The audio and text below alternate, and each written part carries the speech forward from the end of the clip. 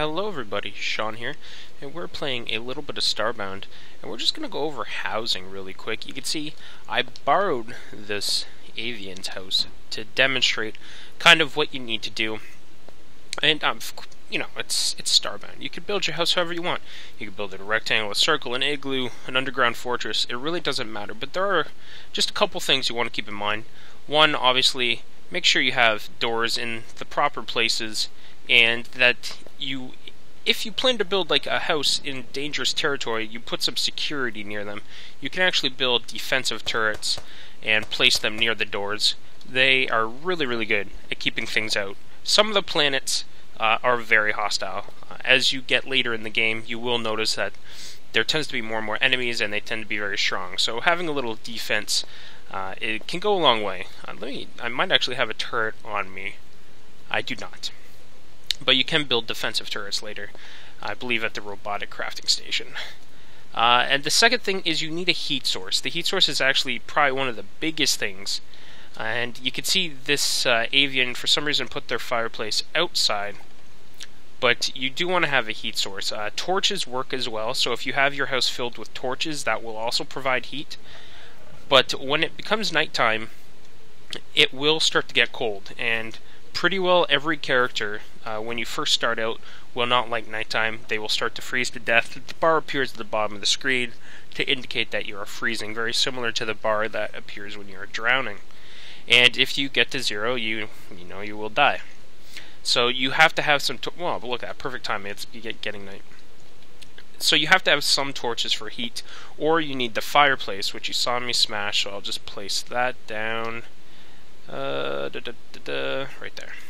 And the fireplace will provide a lot more heat than a singular torch would.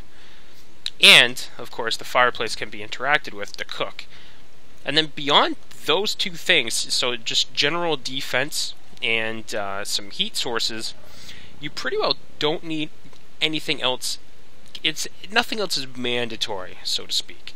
But there are some luxury items you can put around. Of course, you could decorate your house with all manner excuse me, with all manner of stuff you find in the environment.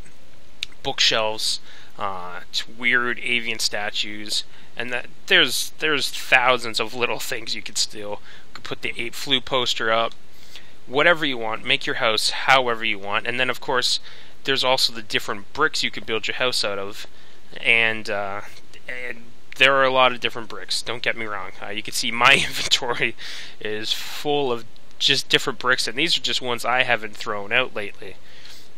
So that is just kind of the basic idea of housing. And all it really is for is to kind of keep your guys safe when you're down on a planet. You have kind of a home base, so to speak. It's usually best to put the house near where you warp down, because as it stands right now in the early access of the game, you can't change where your warp point is. So when you warp down, if you build your house, 2 minutes away from where you warp down, then it's not really that effective. You want to build it somewhere where basically you'll warp straight into your house. That is the most convenient thing. And then the reason why I showed you the avian's house instead of my own is because this is my house.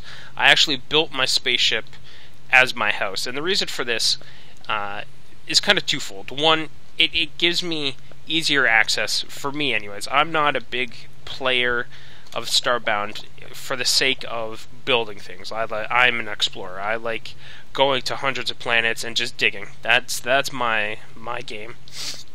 The other big thing is, if you play a lot of multiplayer, this is actually very handy to have everything on your ship.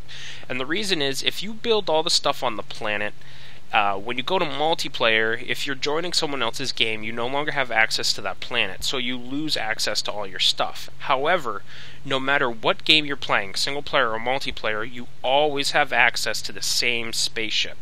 So if you're playing a lot of multiplayer, it's very handy to have all your equipment on your ship, because it'll travel with you no matter where you go. So you can see I have my bed, I have my spinning wheel, my robotic crafting table, metal workstation. I even got the Christmas table for really no reason. Your compressor, your what's this called? Refinery. And then, of course, your final monster lab, which you get much, much later in the game. And you can see I've decorated a little bit. I've put on some brighter lights over here. I've put on the emergency lights there. The robot picture. So I've tried to spruce it up as best I can. I also got the campfire, which is mainly for cooking up here. You don't need a heat source on your spaceship. So that's just something to keep in mind when you are building your house, is if you plan to play a lot of single player, building a house on a planet is probably a great idea. It's going to give you a lot more storage, it's going to give you something nice to look at, something to do with all those bricks that you're going to mine up. However, if you are going to be playing a lot of multiplayer, it's suggested that you keep some equipment, if not all your equipment, on your spaceship so that you can, in fact, take it with you everywhere you go. I'm trying to fly real quickly, and here's another example of a house. An avian house anyways. Has a nice bed, flower pot, a chair we could sit in, just kind of chill. And then, of course, you could always just steal all this stuff, like so, and then put it in your house. So it's worthwhile to explore planets, not just because you want the bricks, but because you also want to rob everyone's house, which is the very polite thing to do. It's actually completely acceptable in Starbound to steal everyone's stuff and leave them penniless. But anyways, that's housing in Starbound. I hope it gives you a little idea of what to expect and helps you kind of figure out what you want to do, if you want to build a house on a planet or if the better option would in fact be your spaceship. But anyways, I thank you for watching, and we'll see everyone next time.